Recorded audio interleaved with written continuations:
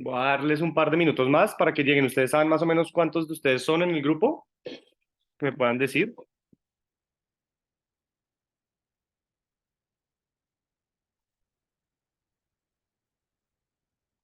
Bueno, ahí va.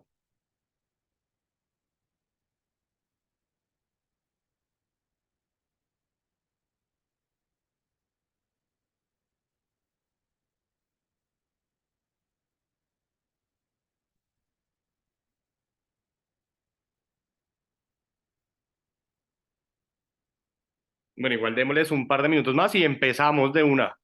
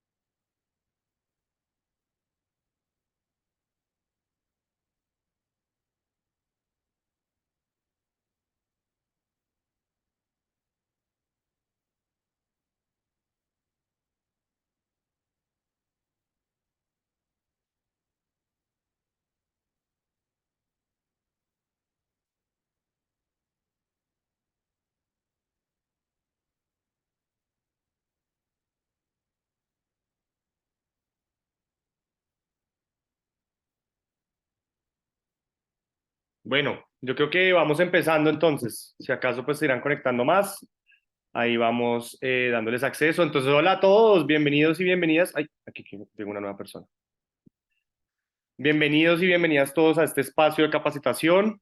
Bueno, recuerden que este es un espacio para escucharnos y pues para conversar de una manera respetuosa. Entonces, pues eh, cualquier cosa pues alzan la mano. Yo estoy aquí pendiente de ustedes para darles un poco la palabra también. Entonces, pues nada, empezamos. Entonces, pues nada, este es nuestro ciclo de capacitaciones Camino a la RCOI 2023, que es nuestra cumbre climática de la juventud para Latinoamérica. La agenda del día es, pues vamos a estar haciendo la introducción breve en 5 minutos. Después le vamos a dar la palabra a Juan José para que nos dé su capacitación sobre finanzas climáticas en el contexto latinoamericano. Y al final tendremos 15 minutos para hacer preguntas y pues un cierre. Entonces, recuerden pues mantener su micrófono apagado, también su cámara encendida pues para verles. Y todas las dudas que tengan me las van mandando ahí por el chat. Entonces, ya se está acercando el fin de nuestras sesiones de capacitación virtual. Igual recuerden que todas estas capacitaciones son grabadas y terminan al final subidas en nuestro canal de YouTube de la RCOI Latam. Y bueno, hoy estamos en nuestra capacitación de finanzas climáticas en Latinoamérica. La anterior que dictó Juan José fue en el contexto del marco global. Y bueno, pues nada, pues antes de empezar, pues presentar a Juanjo. Juanjo es un gran amigo y me alegra mucho que haya podido pues darles a ustedes esta capacitación. Juan José, de pronto algunos de ustedes ya lo conocen y lo han visto de pronto en la capacitación pasada, pero igual les recuerdo, es economista y profesional en desarrollo sostenible de la Universidad de Columbia. Está en este momento basado en Nueva York. Ha trabajado en la integración de principios de justicia en política económica y la estructuración de esquemas de gobernanza e inversión en finanzas climáticas, apoyando organizaciones como el BM y el Atlantic Council. En 2019 fundó Pacto por el Clima, una de las organizaciones que coorganiza la RCOI este año en Colombia. Y bueno, nada, pues bienvenidos y bienvenidas y le doy el espacio a Juan José. No sé si tengan alguna pregunta en este momento, si no, arrancamos. Voy a dejar de compartir mi pantalla y le doy paso a Juan José. Bueno, pues, a ver, espérense un segundo. Bueno, ahí ven mi pantalla. Tremendo. Entonces, manos a la obra. Entonces, em, la vez pasada hicimos una introducción, creo que interesante, porque fue a mano, em, de algunos conceptos básicos de financiamiento climático que hoy no vamos a repasar. Y no los vamos a repasar por cuestión de tiempo, porque si no sería otra vez la misma capacitación de la vez pasada. Entonces voy a asumir que algunos términos que incluyo aquí ya los conocen, y si no los conocen, mi recomendación es, esto queda grabado, la anterior también quedó grabada, entonces por favor refiéranse a la anterior también, para poder entender algunos de los conceptos más técnicos que aquí se van a hablar. Entonces, la vez pasada hablamos acerca de principios básicos de financiamiento climático. Y la razón es porque muchas veces empezamos a hablar de números, estadísticas, instrumentos financieros, objetivos, tanto políticos como técnicos, pero muchas veces quienes trabajamos en financiamiento, incluso los que trabajamos, no entendemos de qué estamos hablando técnicamente. Entonces, basado en ese contexto anterior, el propósito es aplicar esas herramientas al contexto latinoamericano y del Caribe que hoy nos convoca.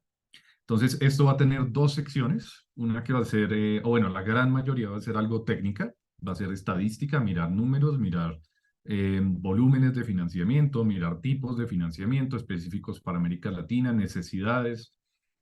Y la segunda va a ser un poco más política, de esto, este contexto que damos sobre América Latina y el Caribe en financiamiento, ¿qué implica? ¿Qué implicaciones tiene para espacios políticos? Y espacios políticos incluyen espacios que no necesariamente son partidistas. Espacios políticos son la COP, espacio político es la COI, espacio político son los congresos, espacios políticos son incluso a nivel los gobiernos municipales, departamentales, regionales y demás. Nosotros, todos los que estamos aquí y hacemos parte de la RCOI, de alguna manera u otra, somos actores políticos. Entonces, esta última sección es fundamental porque de nada sirve tener un conocimiento técnico si no lo aplicamos en los espacios de toma de decisión. Entonces, para eso es la sesión de hoy. Ya Alejo introdujo. Si me quieren seguir en redes, por aquí están mis redes. Yo ando poniendo poco de cosas sobre estos temas, entonces por ahí también pueden aprender más detallitos. Y empecemos de una vez. Cuando tengan preguntas, por favor, alzan la mano. Aquí ya me aparece quién está alzando la mano y les doy la palabra. No tengan miedo de interrumpirme. Entonces, bueno, la agenda de hoy. Primero vamos a hablar un poco, recapitular un concepto básico que muchas veces no discutimos, pero que es fundamental tenerlo muy claro y es, ¿para qué necesitamos financiamiento climático? Porque eso no es obvio. Segundo, es cuánto financiamiento está recibiendo la región. Y hablamos de cuánto financiamiento recibe la región antes de hablar de cuánto financiamiento necesitamos para poder tener un contexto de saber cuánto hay, cuánto necesitamos y cuánto nos falta, que ese será ese cuarto punto. El quinto punto serán algunas consideraciones básicas, pero fundamentales, que ya vi que ya también tienen incluidas en la declaratoria, en parte, que es básicamente qué necesitamos, cómo desbloquear nuevo financiamiento de calidad. Financiamiento de calidad básicamente significa no solo aumentar cuánto financiamiento tenemos, sino mejorar las condiciones de acceso a ese financiamiento. Entonces, tasas de interés más bajas, tiempos, por ejemplo, de gracia que dan más largos, tipos de financiamiento que no necesariamente son deuda, entre ellas subvenciones y grants, por ejemplo. Empezar a hablar de financiamiento de pérdidas y daños que actualmente en América Latina y el Caribe es algo que se habla, se discute, pero es algo que no se mide, por ejemplo, y es algo que no hay estructurado un mecanismo para acceder a él y para desembolsar. Y por último, que creo que este va a ser el gran, como la cereza del pastel de esta sesión, es qué implicaciones políticas tiene un número que vamos a ver en la última slide, que es un número que nadie conoce, pero que es muy importante porque es lo que posiciona a América Latina de manera política en las negociaciones climáticas internacionales. Y eso es fundamental conocerlo porque cuando hablamos de financiamiento en un espacio como la COP o como la Convención Marco de Naciones Unidas para el Cambio Climático, este número es del cual negociadores de países desarrollados o incluso el propio secretariado de la convención se agarra de él para decir que América Latina y el Caribe no necesita plata. Y ahí es donde está el grave error y vamos a construir esa narrativa para llegar a entender ese número porque está mal, porque previene que nosotros avancemos mucho en financiamiento climático y porque parte de lo que debemos exigir no solo a nuestros gobiernos, sino en general a la región, es cohesión. Cohesión y también ambición, que es lo que no tenemos. Tenemos a veces NDCs ambiciosas, pero si no tenemos financiamiento, la NDC no sirve para nada, porque es simplemente un objetivo sin plata para ejecutarse. Entonces, empecemos. Y por favor, hablen aquí, alcen la mano o solo quiten el mute de sus micrófonos. Recapitulemos de la vez pasada. ¿Quién me puede decir qué es financiamiento climático? ¿Esa vaina para qué sirve? ¿Cómo funciona? Sin miedo.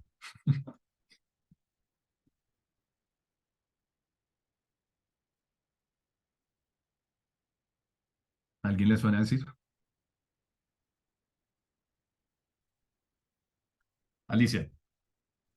Es financiamiento para mitigación, adaptación, pérdidas y daños, todas las actividades relacionadas a combatir el cambio climático. ¿Ok? ¿Y para qué sirve? O sea, ¿por qué necesitamos financiamiento? En principio. Para accionar, porque bueno, sin financiamiento no hay forma de ejecutar las acciones que se quieren hacer. Bingo. Gracias. Entonces, esto es para lo que menciona Alicia, creo que es fundamental y es básicamente el financiamiento no es un fin. O sea, no estamos aquí para conseguir financiamiento y ya. Estamos aquí para conseguir financiamiento que nos permite implementar nuestras NDCs. Y no solo nuestras NDCs, sino también nuestros planes a nivel sectorial, nuestros planes a nivel regional, a nivel municipal, a nivel empresarial, a nivel comunitario, a todos los distintos niveles. El financiamiento habilita, ayuda.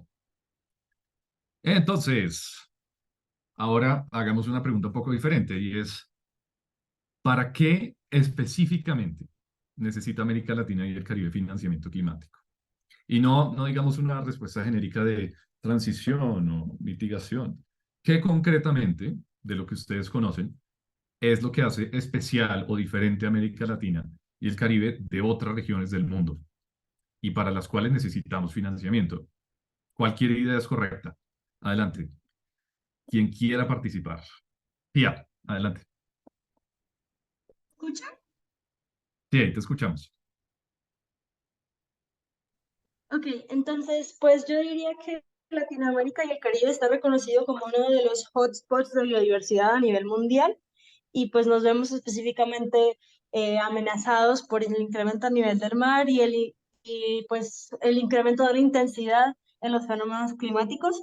Entonces yo diría que para poder adaptarnos a esas implicaciones y proteger más nuestros secuestros de carbono como lo son la Amazonía, por ejemplo. Grandísima respuesta. Y sí, creo que Pía le pega a un tema importantísimo y es la importancia o la relevancia que tiene lo que es la naturaleza cuando hablamos de cambio climático en América Latina y el Caribe.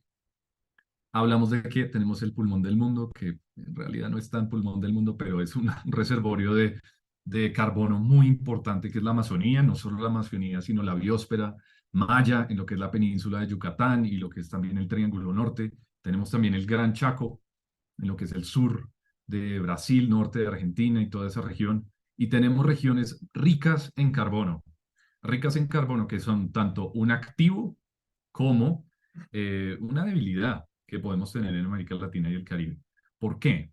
Porque su mala utilización puede convertirse, y es actualmente, la fuente número uno de emisiones en la región.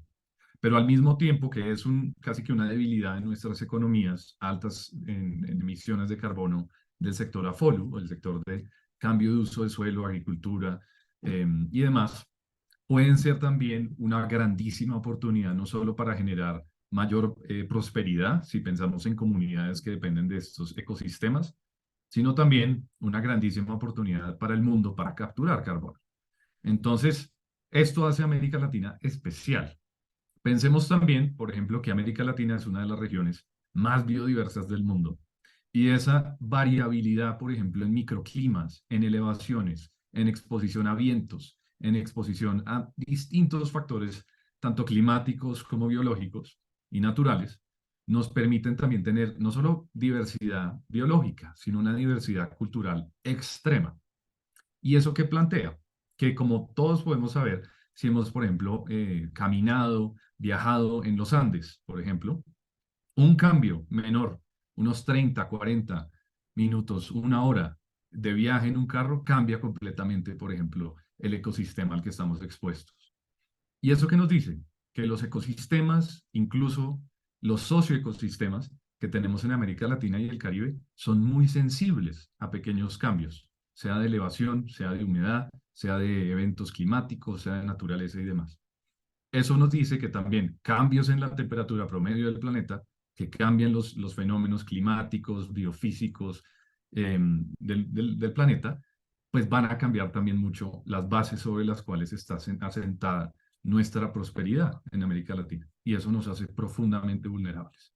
Entonces, este grandísimo activo que es la naturaleza, también puede volverse nuestro talón de Aquiles, si lo podemos llamar así, haciéndonos muy vulnerables. Entonces, contextualicemos por qué América Latina a veces es importante y a veces no tanto en temas de cambio climático y específicamente en financiamiento. Entonces, esto es una gráfica que muy probablemente ya todos conocen, que es, bueno, emisiones de gases de efecto invernadero. América Latina y el Caribe, de hecho, es de las regiones que menos aporta a nivel global. Eso no significa que no tengamos que luchar en temas de mitigación. Al contrario, nos implica que no somos tan importantes para el mundo, entonces tenemos que hacer más ruido para que nos paren atención, para que nos paren bolas. Y ese es uno de los grandes mensajes de esta capacitación de hoy.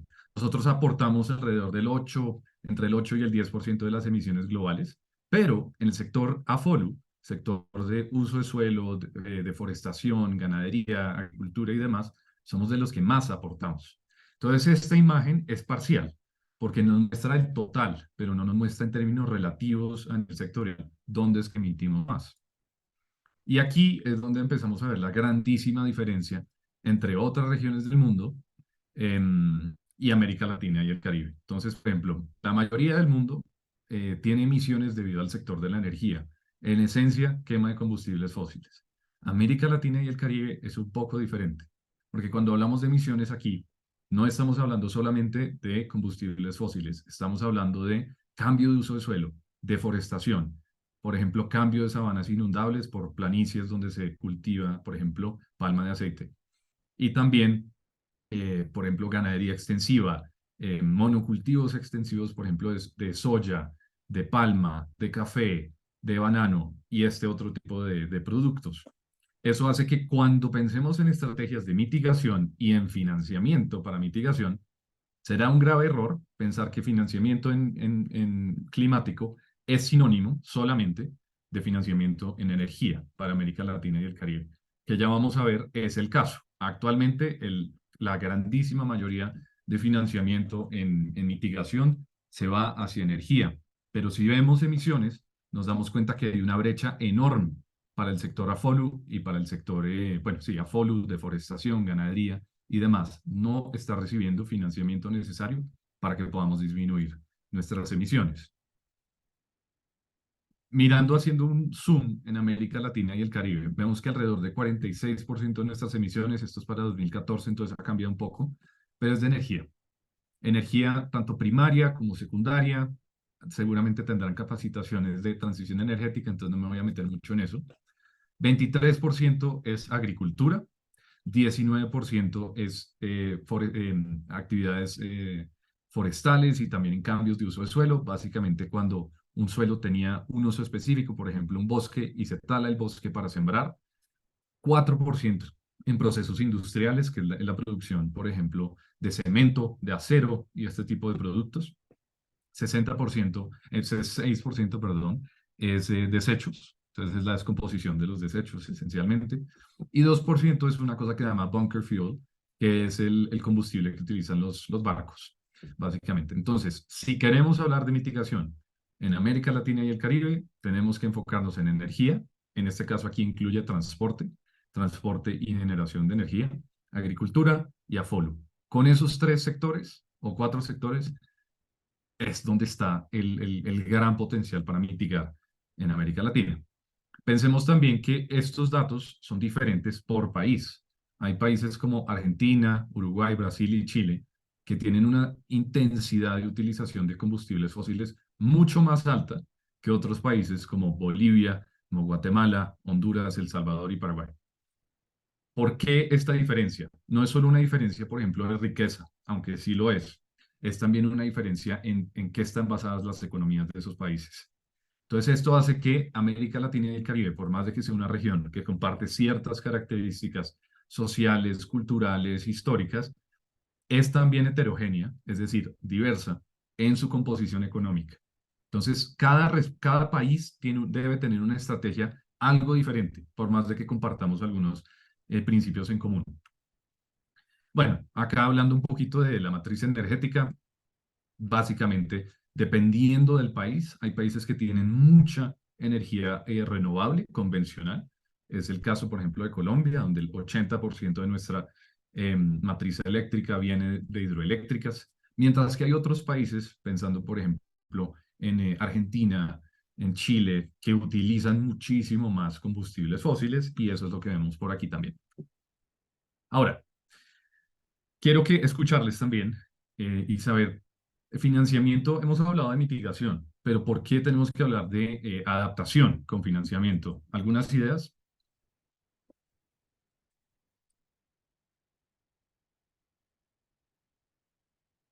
Sin miedo.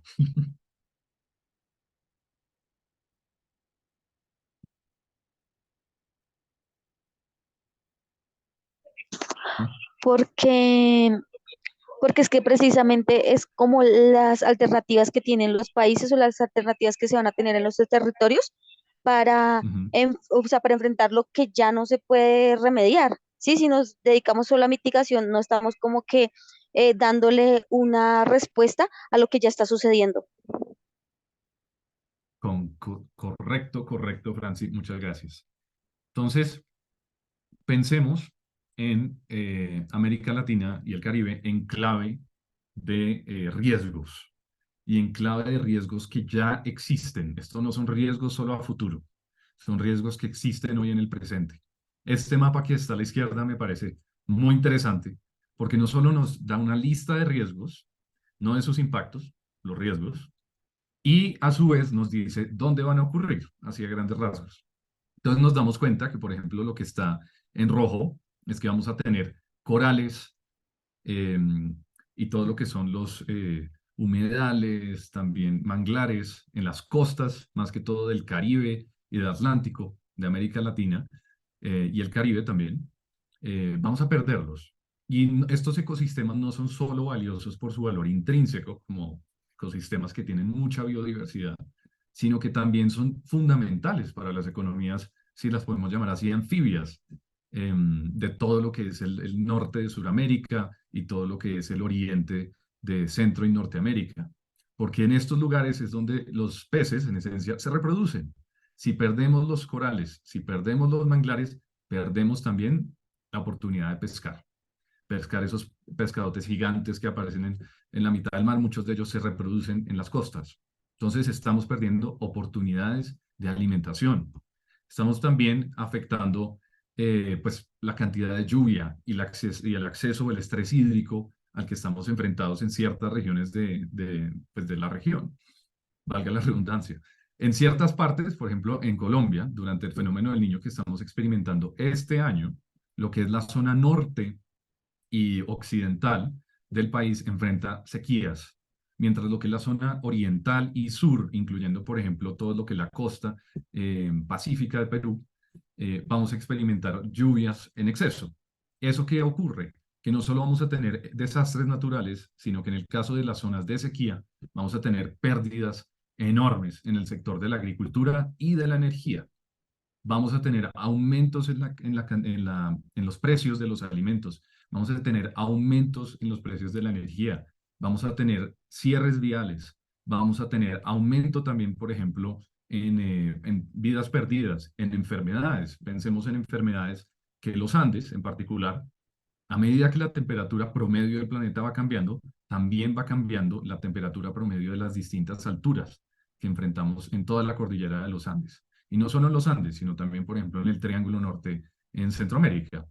Eso lo que está haciendo es que enfermedades que antes se encontraban, por ejemplo, solo en zonas bajas o en costas, empiecen a subir. Entonces, ciudades como Bogotá, de donde soy, eventualmente podrá llegar a experimentar dengue y malaria, algo que es impensable en los últimos 2000 años en una ciudad como Bogotá. Vamos a enfrentar también cambios en los ecosistemas, cambios en los servicios ecosistémicos de polinización, de agua y otro tipo de servicios que son fundamentales para nuestra economía. Y aquí un dato interesante es que el 50% del PIB global, que son 50.000 millones de dólares anuales, 50.000 billones, perdón, dependen de servicios ecosistémicos. Entonces, el cambio climático no es solamente un tema de más lluvia, más calor, menos temperatura, sequías y demás, es también la afectación de la naturaleza, que de cierta manera es lo que nos soporta, lo que soporta la vida. Entonces, estamos hablando de pérdida de empleos, pérdida de cultivos, enfermedades, escasez de energía eléctrica, incremento en precios de alimentos, desplazamiento, desastres naturales. Y todo esto son cosas que ya están pasando hoy. Y son cosas que no solo están pasando hoy, sino que ya pasaron. Entonces, si hablamos de adaptación, tenemos que hablar no solamente de construir sistemas, sea resilientes, es decir, que permitan mantener el status quo como estamos, o transformados, que no solo nos permitan resistir el golpe del cambio climático, sino que también nos permitan mejorar el sistema que tenemos actualmente. Y en adición a eso, también tenemos que incluir pérdidas y daños, porque América Latina y el Caribe, como ocurre también en particular con las naciones insulares y también con pueblos, por ejemplo, originarios que están alejados, no contactados, cambios muy pequeños puede tener afectaciones enormes, económicas y no económicas. Las no económicas, pensemos en afectaciones culturales. ¿Y eso qué significa? Que cuando hablamos de financiamiento tenemos que considerar, claro, descarbonizar y transicionar todos los sectores de la economía, pues en particular la energía, el transporte, la agricultura y el sector de uso de suelo y forestal hacia actividades bajas en carbono. Tenemos también que hablar de adaptación y adaptación efectiva, porque si ustedes probablemente revisan los planes de adaptación que cada uno de sus países tiene, a veces son bastante insuficientes en cuanto a metas concretas de éxito. Tenemos metas de gestión, pero no metas de éxito, no metas de reducción de riesgo específico. Y por último, empezar a incorporar nuestra propia visión latinoamericana, contextualizada en cada una de nuestras regiones donde vivimos y donde operamos, para entrar a primero, acceder, segundo, definir y tercero, estructurar proyectos, si lo podemos llamar así, de pérdidas y daños. Tengamos claro aquí en pérdidas y daños que cuando hablamos de un daño, estamos hablando de algo que se puede recuperar. Entonces piensen en un puente que se cae después de una luz de tierra. Eso es algo que es recuperable. Entonces, cuando tenemos financiamiento de pérdidas y daños, en específico daños para un puente, para infraestructura o, por ejemplo, para un pueblo, ese financiamiento no es solo para pagar el daño, es para recuperar, es para reconstruir. Y esa reconstrucción debe hacerse de tal manera que también sea una reconstrucción adaptada, porque de nada sirve construir el puente otra vez de la misma manera. Toca reconstruir el puente de una manera que cuando vuelva a haber un evento climático extremo, no se vuelva a caer. Y cuando hablamos ya de pérdidas, es decir, de aquellos daños que son irreparables, por ejemplo, el deshielo de los glaciares tropicales en países como Colombia, países como Perú, tenemos que empezar a pensar que ahí de pronto el pago, claro, puede haber un pago, pero deben también haber reparaciones no financieras y no económicas para que se logre hacer algo al respecto, sea reparar las víctimas, sea reparar la propia naturaleza, sea reparar ambas, en fin. Entonces, todo esto es para decir que necesitamos financiamiento climático en la región para transformar nuestro sistema económico hacia uno que sea bajo en carbono o carbono neutro en lo posible, adaptar todos nuestros sistemas, sean sistemas naturales, sociales o la intersección de ambos, hacia a nuevas condiciones de clima extremo. Mínimo, vamos a enfrentar un mundo de 1.2 o 1.3 grados centígrados de calentamiento por encima de niveles preindustriales. Eso ya es una realidad, es lo que estamos viviendo hoy. Pero probablemente vamos a estar viviendo en un mundo de 1.5 grados o más. No estamos preparados y necesitamos invertir para estarlo, para evitar que nuestras sociedades y nuestros ecosistemas colapsen. Y por último, necesitamos financiamiento para pagar por las pérdidas y daños que más que todo lo enfrentan poblaciones vulnerables que no causaron el problema. Entonces, si nos ponemos a pensar en todo esto, adaptación y pérdidas y daños es donde gran parte del concepto de justicia climática entra. En justicia financiera, más que todo, de quién recibe los recursos. En mitigación es donde podemos llegar también a tener justicia, no solamente con la inversión, sino con quién la recibe.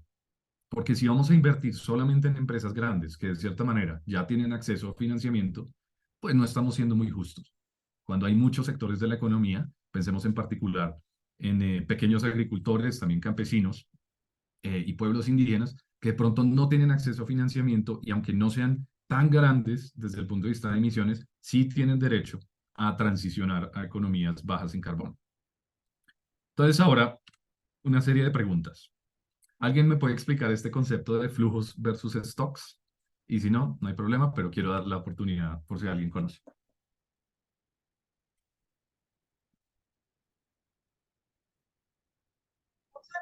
Flujos son los movimientos y stock es lo que está quieto, lo que está Ujú. disponible. Exactamente. Entonces, solo para tener claro, flujo es el movimiento de algo, una unidad, a lo largo del tiempo. Stock es lo que tenemos quieto en una unidad de tiempo.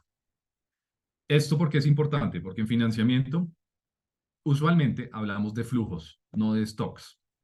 ¿Por qué? Porque cuando el financiamiento fluye, por ejemplo, yo pido un préstamo al banco o uso mi tarjeta de crédito, lo que estoy haciendo es trayendo financiamiento o recursos de un lado a otro y yo no quedo con nada. Si gasto esa plata, digamos que me compro un almuerzo, el almuerzo lo consumí. Entonces, lo que ocurrió ahí fue un flujo que me permitió a mí hacer una actividad. Y eso es un principio fundamental en financiamiento porque van a escuchar muchas veces flujos de financiamiento.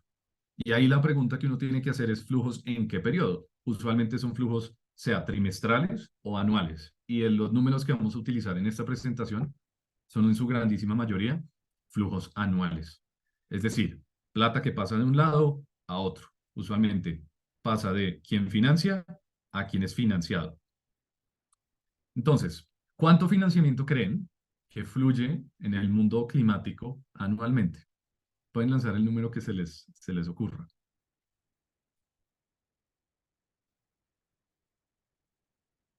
5 billones de dólares. Ok. Les doy un punto contextual. que hace más interesante este análisis y lo compartí con ustedes la vez pasada, pero vale la pena repetirlo. Anualmente, el presupuesto del ejército de Estados Unidos es de 860.000 millones de dólares. El ejército, solo el ejército de Estados Unidos, 860.000 millones de dólares. Y anualmente tenemos flujos de financiamiento climático de 632.000 millones de dólares. Eso para darles a entender que todo el mundo, incluyendo los países desarrollados y los países en desarrollo, invierten menos en financiamiento climático que lo que un país invierte en su ejército, para que nos demos cuenta lo absurdo de la situación que estamos viviendo ahorita.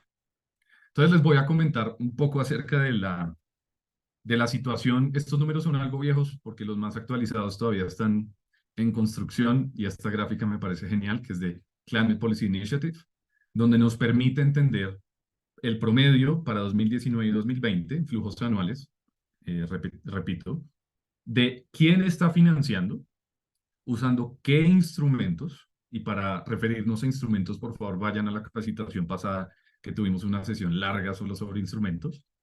Esos instrumentos, ¿cómo se están utilizando? Es decir, adaptación, mitigación o ambos, porque uno puede tener una actividad que logre ambos objetivos, y en qué sectores. Y entender esto nos va a dar una idea muy, muy interesante, muy clara de qué es lo que está pasando a nivel global, y después nos va a permitir compararlo con lo que está ocurriendo en América Latina y el Caribe, que es diferente. Y ahí es donde se pone interesante también esta discusión. Entonces, en azul vamos a tener lo que llamamos financiamiento público. Público no es solamente de gobiernos, aunque sí lo es también de banca multilateral. Por ejemplo, el Banco Mundial. Tenemos también el BID en América Latina y el Caribe. Tenemos CABEI o BESIE, el Banco Centroamericano de Integración Económica. Tenemos la CAF, la Corporación Andina de Fomento. Este tipo de bancos son públicos, es decir, países aportan al banco para que el banco después pueda financiar, sea a países o también empresas del sector privado. Y eso es lo azul. Tenemos, a ver si puedo hacer esto aquí. Sí. Tenemos estos que están acá. Los SOS son las empresas estatales. Pensemos en, por ejemplo, ¿cómo se llama? Petrobras en Brasil. Eso es una empresa estatal. Pensemos en Ecopetrol en Colombia. Eso es una empresa estatal, que es una empresa con un régimen público-privado, un régimen mixto, que se comporta como empresa, pero el Estado es dueño de gran parte, de pronto la mayoría de esa empresa. Y también tenemos instituciones financieras estatales. Entonces, esos son los bancos públicos. La grandísima diferencia entre el financiamiento en azul y el rojo, que es puro privado, es que el azul usualmente lo que busca es, además de generar un retorno, como un banco común y corriente, también busca generar usualmente un objetivo de desarrollo, sea lograr, por ejemplo, mejores niveles de sanidad, mejores niveles de salud pública, mejores niveles de acceso a energía, infraestructura y demás. Mientras que el comercial muchas veces no le interesa ese impacto en desarrollo y lo que está buscando es simplemente un lucro. Bueno, también existe el privado, existe la filantropía, pero lo interesante es que acá la filantropía, las fundaciones son tan pequeñas que no alcanzan a aparecer. En lo rojo tenemos también que están las instituciones financieras comerciales, que son los bancos que todos conocemos, los comunes y corrientes.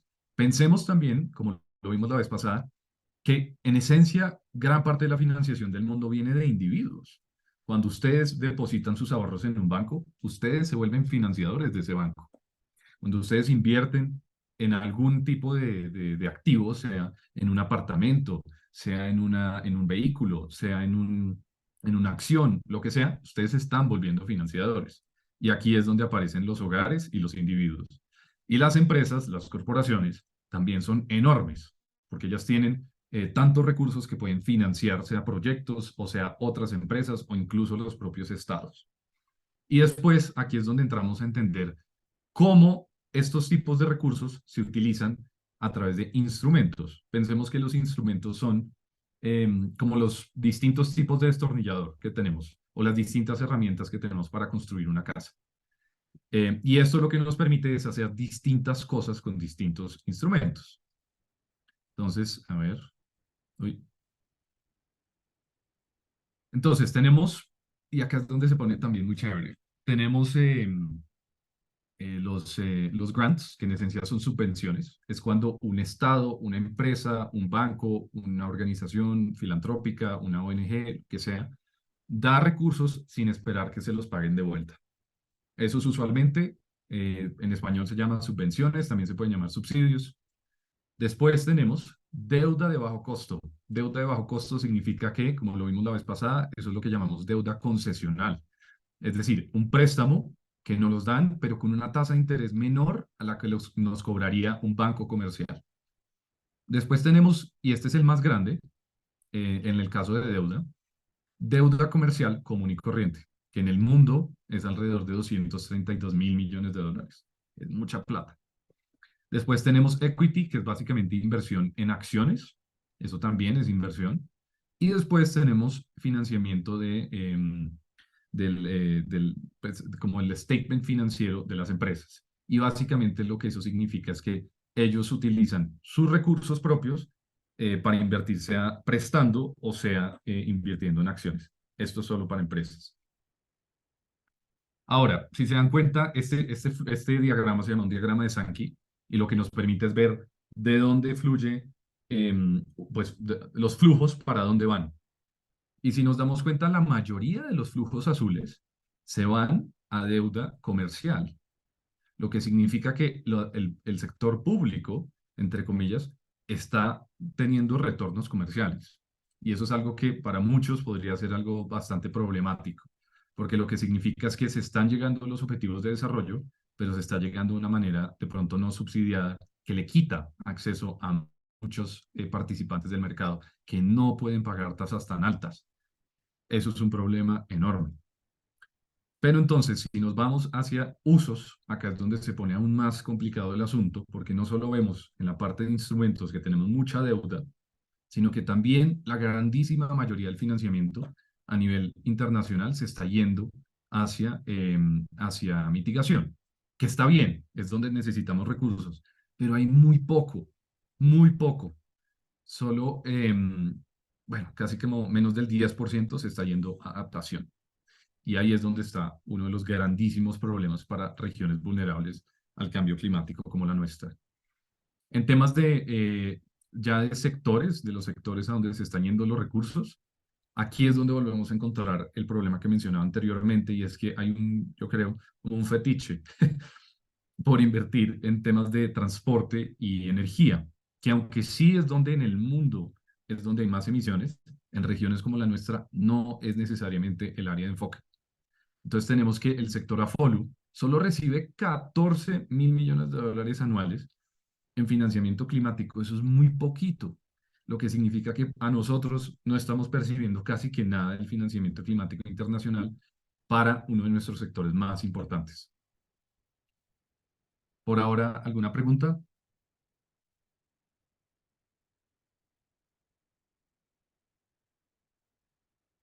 ¿No? Bueno, sigamos.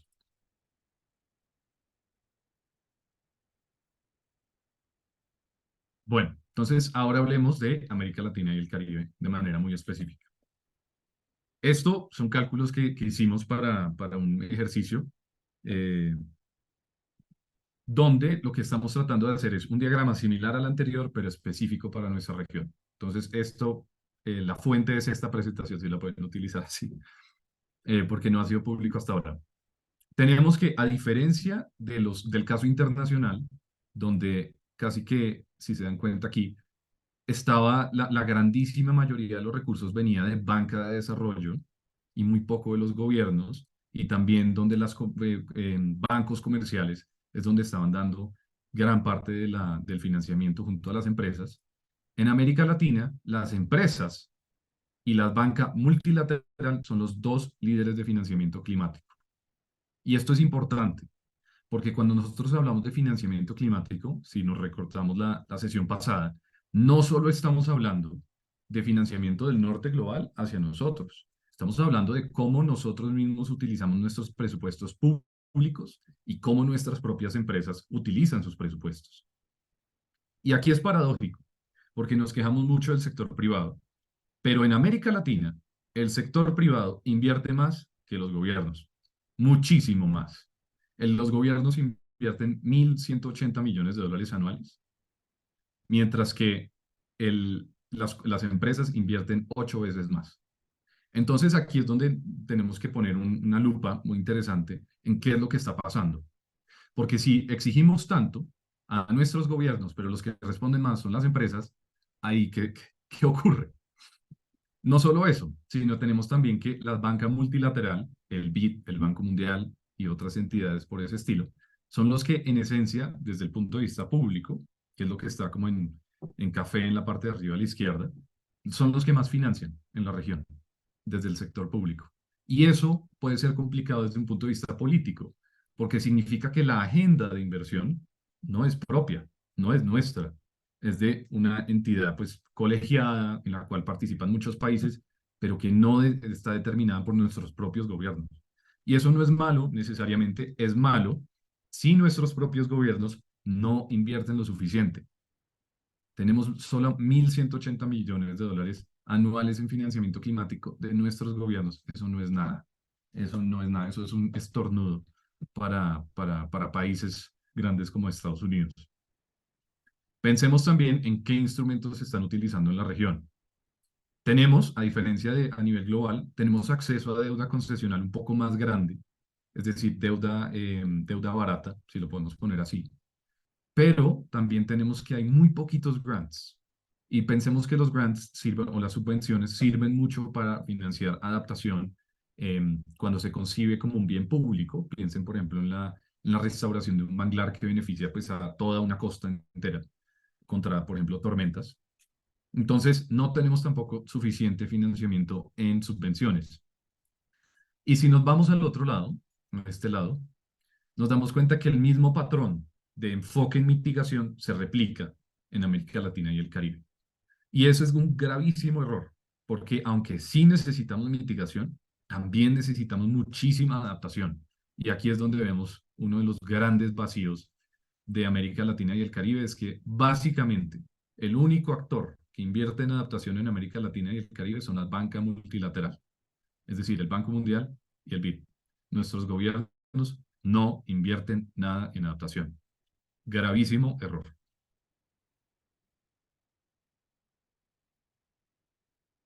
Sigamos. Entonces, todo esto es para decir que lo que vemos a la derecha es el uso actual, mientras que lo que vemos a la izquierda todavía no puesto en números, ya vamos para allá. Es que necesitamos también ver ahí pérdidas y daños.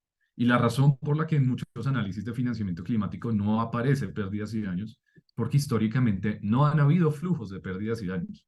Son nuevos, están empezando a ocurrir desde el año pasado, cuando se acordó hacer el fondo de pérdidas y daños, y probablemente en los meses venideros e incluso en la COP que vamos a tener ahorita en Emiratos Árabes, vamos a empezar a ver los primeros números de financiamiento en pérdidas y daños que se le agregan a los de adaptación y a los de mitigación.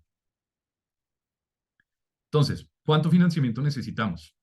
Y aquí es donde se pone, también quiero escucharles y decir, bueno, si tenemos más de 35.000 millones de dólares anuales, un poco más ahora, invirtiéndose en América Latina y el Caribe, ¿cuánto creen que necesitamos? Alicia. Sí, yo tenía una preguntita antes de cambiar de tema Sí. sobre el gráfico de Latinoamérica, que los gobiernos invierten poco, pero eso no tendría también que ver con algo que algunos países de Latinoamérica están con una deuda externa altísima que prácticamente les impide invertir. O sea, sé que hay problemas de corrupción, ¿no? Y problemas de voluntad política, pero también en algunos países, en algunos casos, una deuda externa muy, muy fuerte, ¿no? Sí, pero si vemos otros sectores, por ejemplo, el sector de subsidios al sector energético es infinitamente más grande que el de clima. Entonces, estoy de acuerdo que la deuda es lo que evita también que se gaste más, pero en esencia lo que estamos diciendo acá es, hay otros sectores más importantes que la acción climática, entre ellos subsidios a combustibles fósiles. Entonces ahí es donde uno dice, sí hay corrupción, sí hay limitaciones fiscales que no nos permiten gastar más, pero con lo que sí tenemos, lo estamos gastando mal. Claro. Ok. Gracias. Entonces, Alicia, ¿quieres responder esta pregunta también? Ya, déjenme hacer- am, no entiendo bien la pregunta. Básicamente lo que está buscando es, actualmente invertimos 35 mil millones de dólares anuales en América Latina y el Caribe en financiamiento climático. ¿Cuánto necesitamos? De verdad. Porque este es solo un número de cuánto invertimos, no de cuánto necesitamos. Mucho más, no sé cuánto, quizás 10 veces más, no sé. Es mucho más. Y ya vamos para allá. Ahora, esta gráfica que tienen aquí la hicimos hace un par de meses en una investigación en el Centro de Política Energética Global de la Universidad de Columbia, donde estamos tratando de responder esa pregunta que yo acabo de hacer, porque no es una pregunta fácil. Y no es fácil porque tú le puedes preguntar a casi que 10 organizaciones diferentes, entre el BID, IRENA, que es la Organización Internacional de Energía Renovable, el Fondo Monetario Internacional, la Convención Marco de Naciones Unidas, eh, académicos, organizaciones como McKinsey de consultoría, y todas te van a dar un número diferente. Y eso hace que sea muy difícil saber cuánto necesita América Latina y el Caribe para hacer, pues para financiar tanto sus NDCs como sus objetivos más amplios, por ejemplo, dentro del ODS 7 y ODS que estén asociados a cambio climático. Y el punto de esta gráfica es mostrar que cuando hagan esta pregunta de cuánto financiamiento necesita América Latina y el Caribe para luchar contra el cambio climático, tienen que ser específicos con a qué se refieren. Porque si están hablando de energía, necesitamos entre 57 mil y 243 mil millones de dólares anuales. No sabemos cuánto exactamente, pero esos son los cálculos que aparecen aquí en azul. Eso es solo energía. Si estamos hablando de mitigación y adaptación, solamente estamos hablando de 297 mil millones de dólares anuales, que es básicamente el número que da el Fondo Monetario Internacional. Si estamos hablando de toda la economía y respectivo de las NDCs, ojo, y también irrespectivo hacia el 2050 con metas de neto cero, tenemos entre 17 mil millones de dólares anuales, que es muy poquito, que es lo que la Convención Marco dice que necesitamos, y 700 mil millones de dólares, que es lo que dice McKinsey que necesitamos para llegar a neto cero al 2050. Entonces, todo esto es para decirles que depende de a quién le pregunten y depende de qué definición le den a financiamiento climático, que nos va a dar números muy distintos. Un gran problema que tenemos aquí es que, si se dan cuenta, todos estos cálculos son privados, es decir, no son de gobiernos. Estos cálculos no son de gobiernos. Y eso evita mucho que los gobiernos puedan avanzar, porque entonces no tenemos cálculos claros. Si ustedes se ponen a revisar sus propias NDCs de sus países, van a tener problemas encontrando un número de cuánto se necesita para financiar la NDC. Y eso hace que sea muy difícil a nivel presupuestal, por ejemplo, dentro de los ministerios, también a nivel regional y municipal, poder invertir, porque no sabemos en qué estamos invirtiendo, no sabemos cuál es nuestra meta de inversión y por tanto, pues no vamos a avanzar lo suficientemente rápido. Entonces, basado en esto, ¿cuál es la brecha de financiamiento? Entonces, si anualmente estamos invirtiendo 35 mil millones de dólares anuales, la diferencia entre el numerito que está en las barras de la izquierda y ese 35 mil millones es lo que nos da la brecha de cuánto nos hace falta. Entonces, si se dan cuenta, dependiendo de la definición, la brecha puede ser pequeña, de 22 mil millones de dólares anuales, o enorme, de 665 mil millones de dólares anuales, que es como el 20 o 30% de todo el PIB de América Latina y el Caribe. Y esto nos pone en aprietos, de cierta manera, porque no sabemos cuánto necesitamos concretamente para financiar tanto adaptación como mitigación, y todos estos cálculos no incluyen pérdidas y daños, porque no se ha calculado. Entonces, bueno, hasta ahí preguntas. Voy un poco rápido porque hoy la sesión es un poco más lenta, más corta, perdón.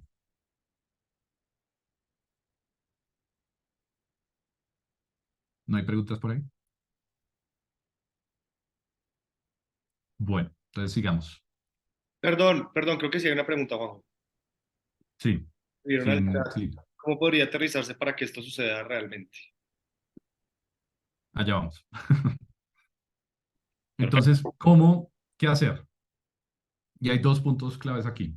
Unos puntos más técnicos y un punto, un solo punto, muy político, pero que es fundamental. Entonces, esto, si quieren, tomen un screenshot, lo que sea, porque esto es súper útil, esto es viable para casi que cualquier nivel de financiamiento climático. Y es que tenemos dos tipos de conceptos que tenemos que tener claro. Primero es aumentar el financiamiento en volumen y calidad.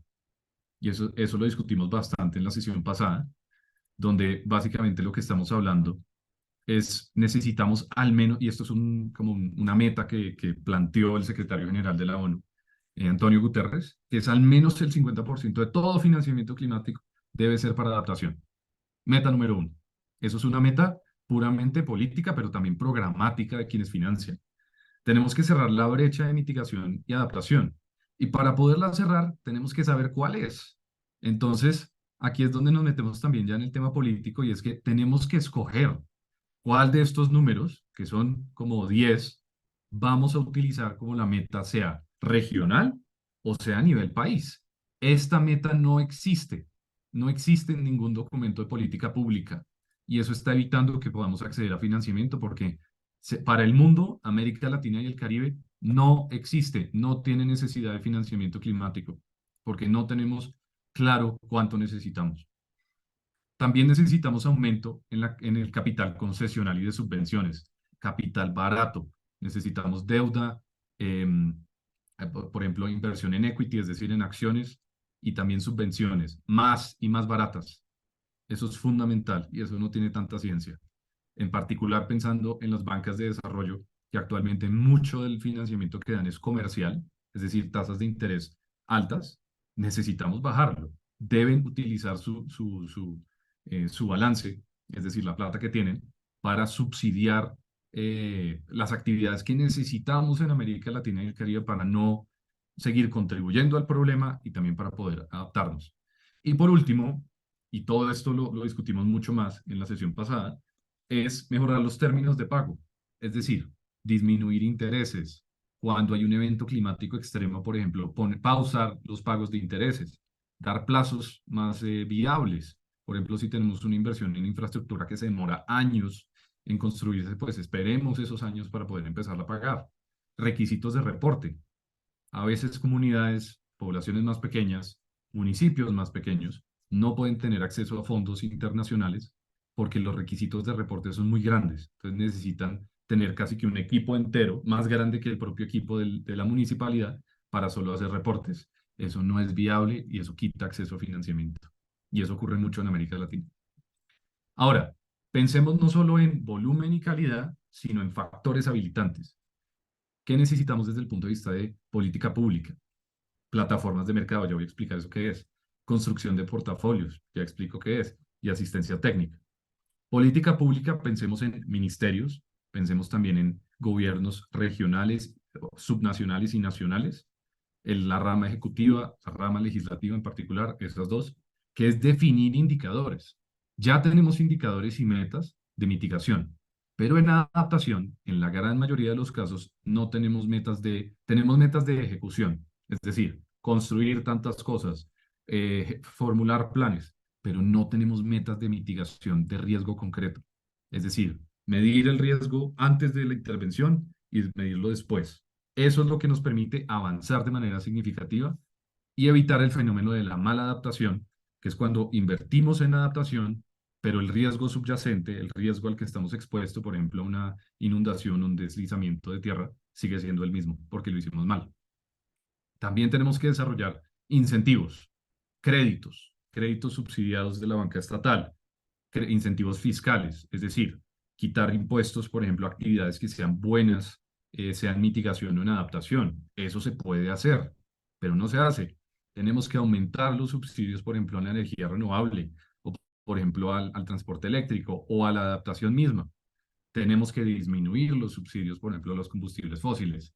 Y todo hacerlo de manera que sea socialmente viable, porque de nada sirve solamente aumentar el costo de vida de las personas, en particular la energía y los alimentos, que son algo fundamental para todo el mundo, sino también facilitar que esos mismos productos se produzcan de una manera más rentable, más barata, de mayor acceso, de manera más justa y de manera más sostenible. Y eso se puede hacer a través de incentivos básicamente fiscales, en muchos casos.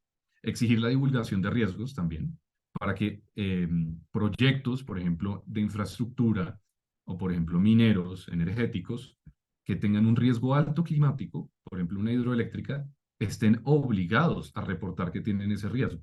Porque actualmente en muchos países del mundo, incluyendo de Latinoamérica, no es necesario reportar los riesgos. Entonces, una empresa que genera cierto tipo de actividad puede verse más atractiva para un inversionista porque no se está mostrando el riesgo al que está expuesto, porque legalmente no tiene que mostrarlo. Eso es un grave error. Y por último, desarrollar taxonomías. Taxonomías son básicamente diccionarios que a uno le permiten tener claro qué significa verde en mitigación, qué significa adaptación, qué significa pérdidas y daños.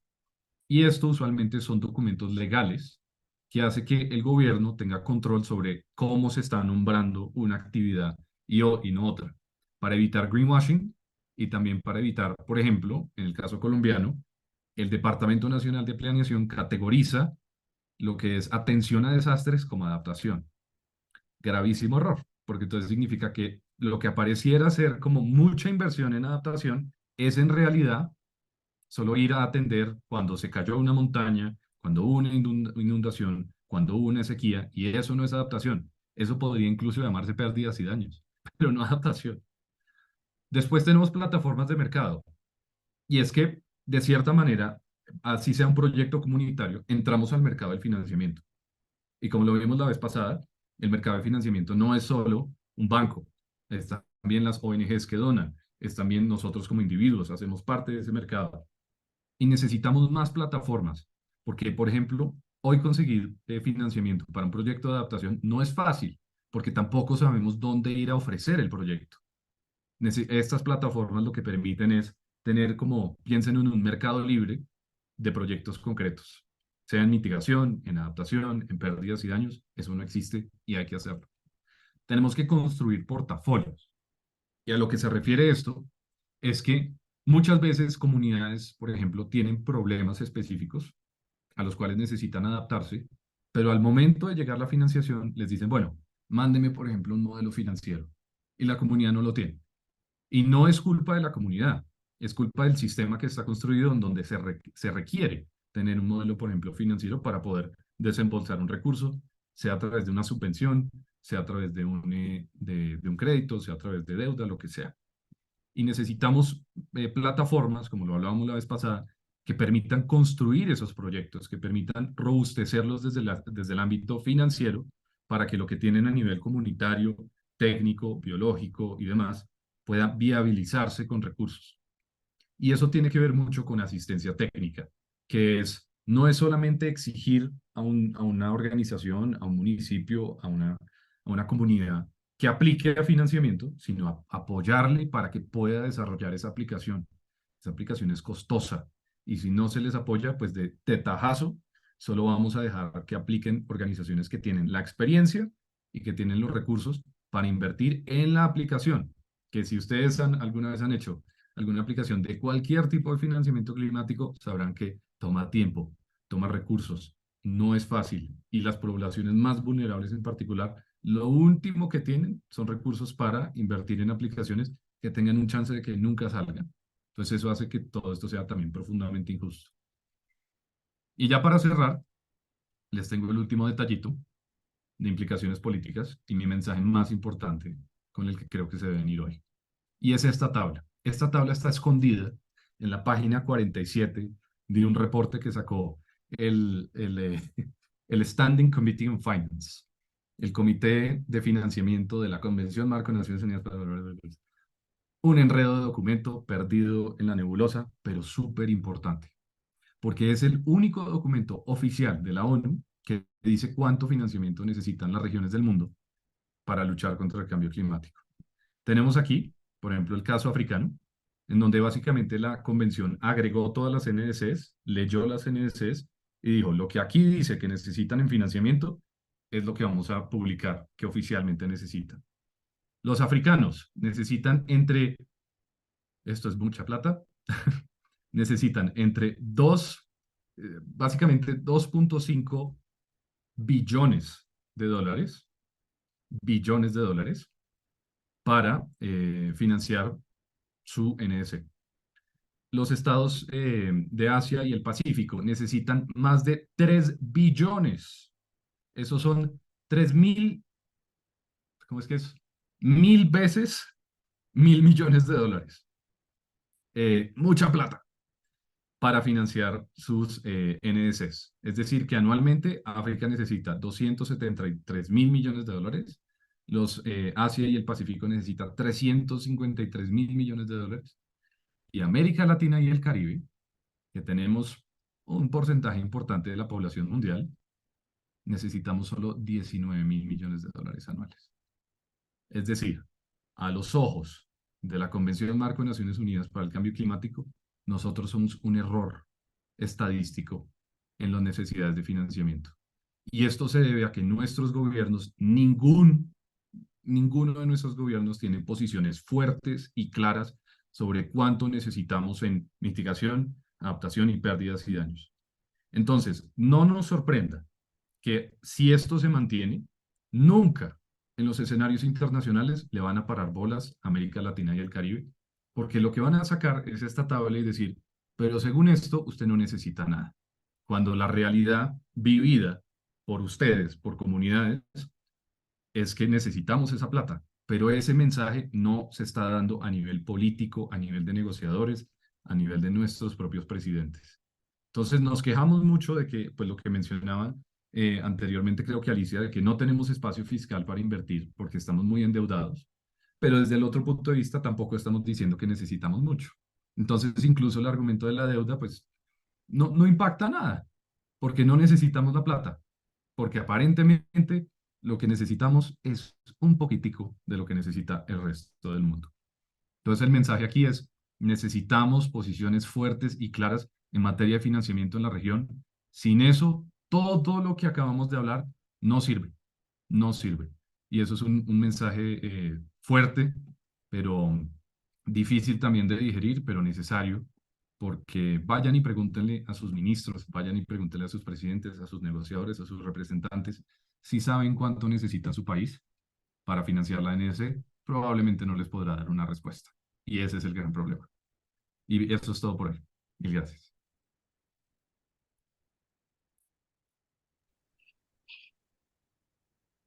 Buenísimo, Juanjo, muchísimas gracias. Como siempre, claridad y mucho conocimiento al servicio del resto. Entonces, en este momento tenemos espacio para preguntas. Voy a hacer una cosa aquí. Esto, voy a poner esto. Listo, entonces no sé si tengan alguna pregunta, pues los invito y las invito a que levanten la mano sin ningún tipo de pena y le hagan las preguntas a Juanjo. Entonces, pues yo no sé si ya hay aquí alguna pregunta. Creo que Hilda Margarita Castro tenía aquí. Ah, no, era más como una. Ah, mentira, sí quieren tener los gobiernos para calcularlo. Entonces, no sé si Hilda quieras alzar la mano y de pronto comentarnos mejor tu pregunta. Hola, no puedo levantar la mano, Ah, es que tranquila, de una. me complica un poco.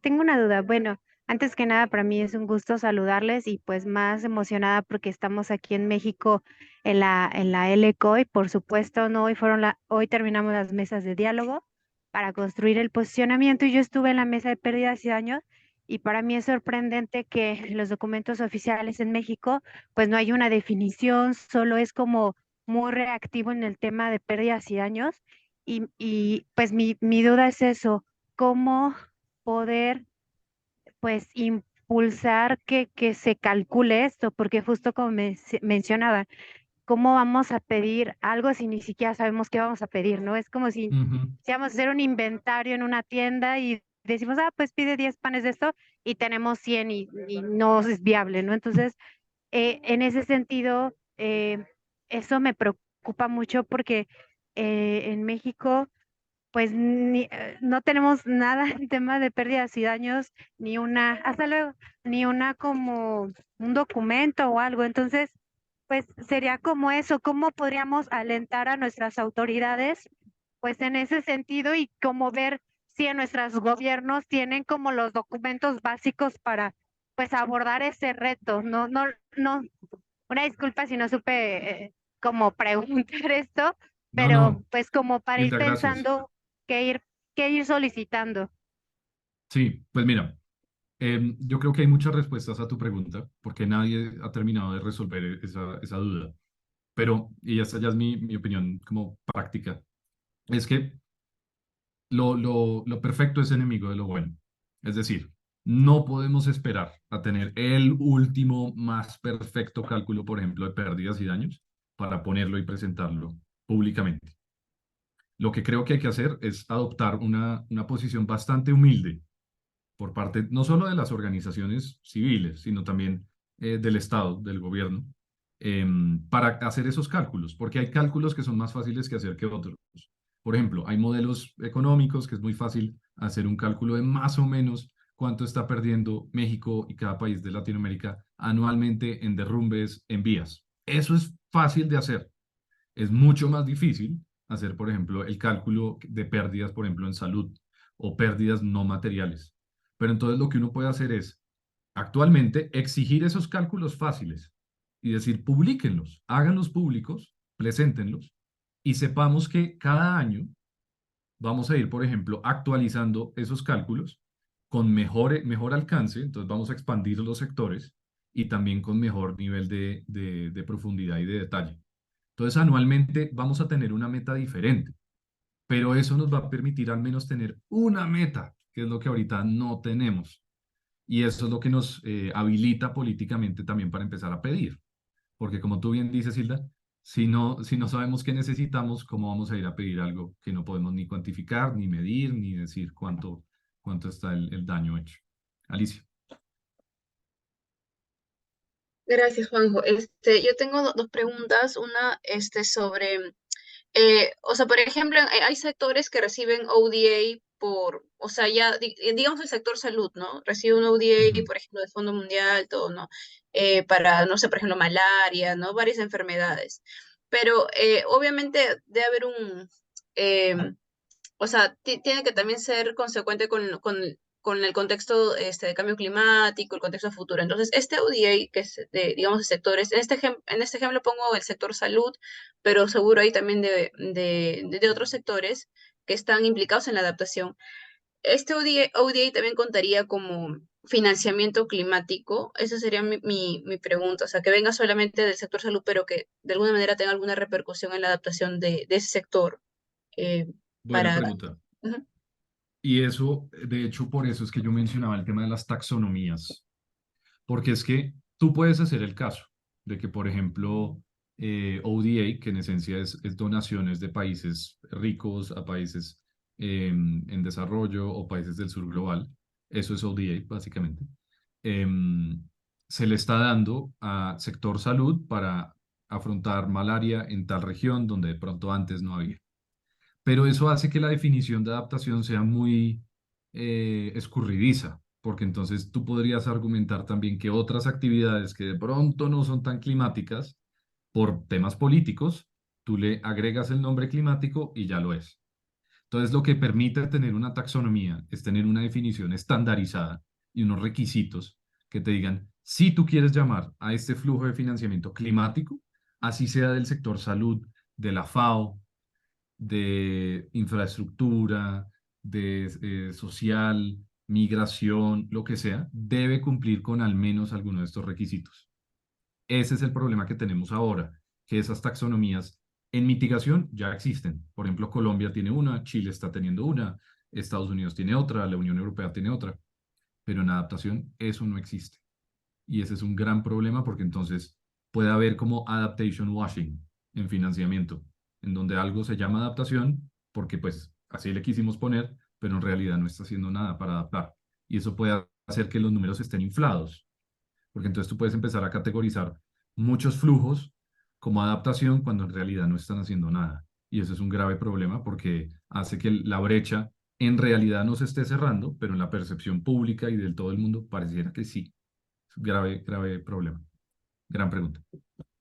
Claro. Y tenía una segunda pregunta, chiquito, Sí, era que, dale. sí que, o sea, como varios de nuestros países son de ingresos medios, bueno, algunos endeudados, otros no tanto, que quizás ahí juega bastante el rol político, ¿no? Que tengan los gobiernos en darle la prioridad al cambio climático, a la acción climática, ¿no?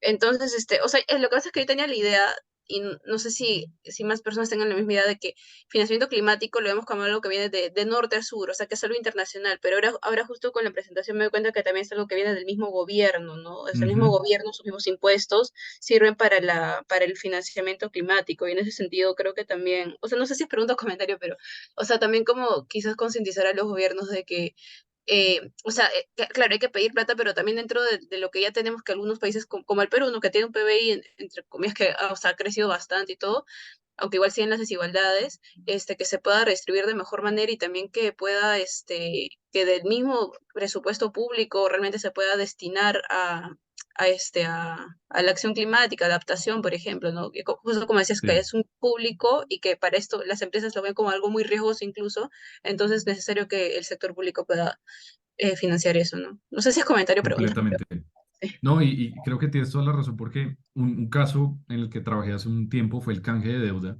que propuso el gobierno de Alberto Fernández en Argentina.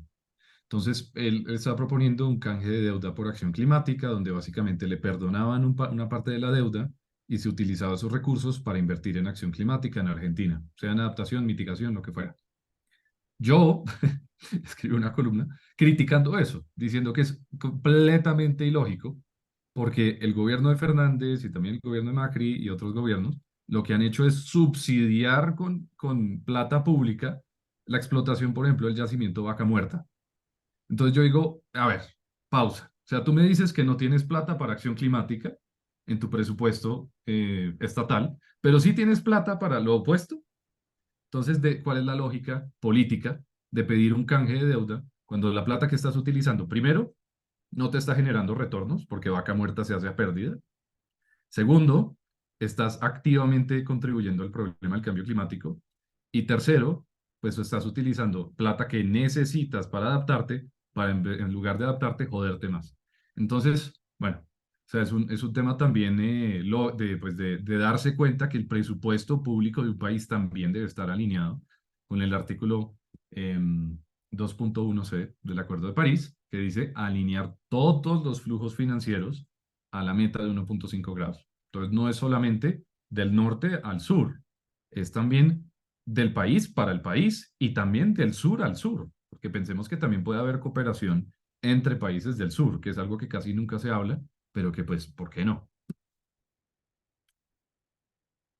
Gracias. Perfecto, muchas gracias. Teníamos una pregunta aquí de hace un rato de Andrea Ayala, que dice qué tipo de herramientas serían las que se necesitan. Creo que se me... Uf, eh, yo que, pues depende. O sea, las herramientas en realidad responden a la necesidad. Y acá esta pregunta responderla es muy difícil, porque vuelvo y repito lo de la última slide, no sabemos cuál es la necesidad. Entonces, nos podemos inventar las herramientas del universo, pero nos estamos saltando el primer paso. O sea, queremos volar antes de saber si acaso gatear. Tenemos que saber cuánto necesitamos. Y dependiendo de cuánto necesitemos, en qué sectores, en qué periodo de tiempo, ahí las herramientas serán obvias. Y esa pregunta de pronto ya no aparecerá porque será como, obvio, se necesita esto o aquello. Súper. Voy a seguir con las que están aquí. Dice, a ver, ¿cómo podríamos contar con indicadores de calidad? Pregunta Bianca. Bianca Jardín. Es que, bueno, los indicadores de calidad dependen mucho son relativos. Es decir, nunca, no hay como un indicador que diga, esto es bueno o es malo, y punto. Son sectoriales y también dependen del contexto. Entonces, no te puedo decir en este momento cómo usa este indicador. Depende de qué es lo que quieras ver. Si estás mirando, por ejemplo, el sector agricultura, tu indicador de calidad probablemente va a ser la duración de un crédito. Porque, por ejemplo, un agricultor no puede pagar un crédito en 3 meses, porque su ciclo de siembra y cosecha puede durar un año. Entonces, ahí calidad sería tiempo, cuánto se demora el pago del crédito. Si estás mirando, por ejemplo, temas de deuda soberana, la deuda de un país, calidad podría ser una cláusula de si ocurre un evento climático extremo, una inundación, un huracán, lo que sea, un fenómeno del niño, vamos a pausar los pagos de tu préstamo. Entonces depende de qué es lo que tú estés mirando, de qué sector estés mirando, que los indicadores de calidad van a ser muy distintos. Entonces, pues, un poquito difícil esa pregunta, a menos de que queramos hablar de un sector más específico, pero lo que les menciono en calidad son como los criterios generales que ya después uno puede aplicarle a sectores específicos y decir, ah, este es relevante y este no tanto. Perfecto. Hay otra pregunta aquí de Lautaro Carranza que dice, ¿dónde sería más eficiente en cuestión de buscar entidades para financiar estos gastos? ¿Tú puedes leer el mensaje completo ahí, Juanjo? Sí, acá lo estoy leyendo. Te queda más fácil. Sí, pues depende, otra vez depende, porque depende qué querramos. Si estamos buscando, por ejemplo, financiamiento para adaptación, no vamos a buscarlo en un banco comercial, probablemente lo vamos a buscar en un banco de desarrollo. Y no solo tiene que ser el Banco Mundial, bancos de desarrollo hay muchísimos. Está la CAF, está el BESIE, está incluso bancos de desarrollo nacionales, bancos de exportaciones, bueno, y demás. Eh, si estamos hablando de pérdidas y daños, de pronto ahí uno sí está hablando de banca bilateral, es decir, de los países del norte global hacia el sur global que deberían dar donaciones, que es lo que actualmente está ocurriendo, por ejemplo, con una iniciativa que se llama Global Shield, que montaron el G7 y el B20, que son los 20 países más vulnerables al cambio climático, más que todo insulares, islas, en donde gran cantidad de la plata sale del gobierno alemán y británico. Entonces, ¿de dónde puede salir esa plata? Depende para qué la quieras usar. Si quieres es invertir en infraestructura, probablemente va a salir de sector público, tanto de tu gobierno como de banca multilateral. Si vas a invertir en energía, probablemente pueda salir de banca privada, porque pues eso genera un retorno. Si vas a invertir en pérdidas y daños, probablemente te sale de donantes. Entonces depende y en realidad el tema con tener un objetivo de financiamiento es poder responder esa pregunta que tú haces y es, si tenemos una necesidad de 10, 3 la vamos a sacar de aquí, 2 de aquí y 5 de aquí. Pero como no tenemos meta, estamos como pegando tiros al aire a ver de dónde sale plata, llegando a una meta que no existe. Entonces, vuelvo y repito lo del tema de la meta. Eso es fundamental. Pavel. Hola, ¿qué tal? Buenas noches. Excelente la ponencia, me da bastante ruido que esta información en verdad sea tan importante y al mismo tiempo de tan poca difusión en los espacios, como tú mencionabas, los políticos, ¿no? Que son los tomadores de decisiones que deberían de efectuar cosas más reales con respecto a cambio climático. De acuerdo al contexto actual, mi pregunta, ¿no? Muchos países están cambiando de gobiernos, otros están señalados con altos índices de corrupción, el fenómeno del niño. ¿Cuál crees que es el escenario más optimista de cara a la COP de este año con respecto al financiamiento climático para Latinoamérica y el Caribe? El escenario más optimista que tú veas. Buena pregunta. Chévere, me gustan. Pues mira, América Latina tiene ahorita una oportunidad muy grande eh, y es que tiene muchos países que al menos en principio, de pronto no en la política concreta, pero en principio están alineados políticamente. En particular estamos hablando de Colombia, Chile, Argentina un poco, Brasil y así. ¿Y esto qué nos permite? Y México también. Nos permite lograr una unión que nunca ha tenido América Latina en temas climáticos. A diferencia de nosotros, los africanos, podemos aprender de ellos muchísimo, siempre van a negociar en bloque, no a un país. Van todos juntos a decir, oiga, necesitamos plata para esto, usted es culpable, ayúdeme, necesitamos esto. América Latina tiene grupos negociadores, por ejemplo, ILAC, ahí hay muchísimos y puede haber una clase entera de eso, pero usualmente va de manera fragmentada. Entonces Costa Rica dice una cosa, después Colombia dice algo diferente, después Chile dice algo distinto, después Brasil dice como no, pero por ahí no es, después México dice no, yo no sé nada. Y eso es un gran problema, porque entonces en los ojos del mundo, América Latina es un despelote, es un desmadre, es un desorden y pues no tienen una posición conjunta. Entonces, mi escenario más optimista es que se logre, y de hecho la cumbre de ahorita en el Amazonas creo que puede ayudar a hacer eso, llegar con posiciones fuertes y claras, unificadas en estos países que menciono que están alineados políticamente en cuanto a financiamiento. Si se llega a eso, uf, eso sería una manera de desbloquear mucho financiamiento y apoyo para América Latina que antes nunca ha tenido.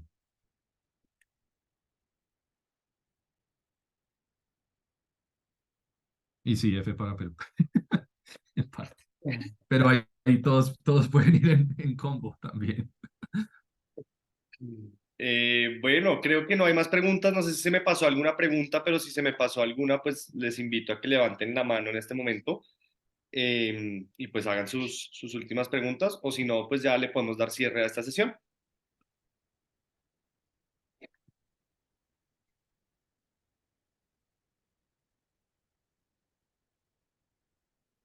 Ahí.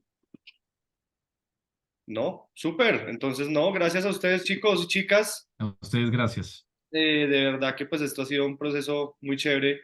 Entonces, pues nada, también agradecerle a Juan José, nuestro grandísimo invitado para finanzas climáticas en esta ocasión. Y bueno, pues recuerden comentarle a sus compañeros y compañeras que en caso de que no hayan podido asistir a esta sesión, esto quedará pues subido en la plataforma de YouTube, en nuestro canal. Entonces, pues nada, muchas gracias por asistir. Ay, antes de que se vayan, tomemos una foto. A ver, voy a parar de compartir mi pantalla y tomémonos una fotico aquí de todos los y las asistentes. Espérenme un segundo. A ver. Entonces, un segundo que estoy tratando aquí de lograr esto. Vamos a ver si lo logro. La tecnología me atropella, entonces les pido un poco de paciencia con este ser no tan joven. Sin pelo, Alejo. Y sin pelo, además, ya, o sea, ya por ambos lados que fregado. Ay, no pude. Bueno, voy a tomar una foto así. Y para que prendan sus cámaras y nos vemos. Nos ¿Listos? avisas. ¿Listos? Entonces, saluden a la cámara. Super. Muchas gracias a todos y todas por asistir y nos vemos en siguientes ocasiones y ojalá pues puedan venir aquí a Bogotá. Aquí les esperamos con los brazos abiertos. Un abrazo, bendiciones. Gracias. Chao, chao. Ya, gracias por todo. Gracias.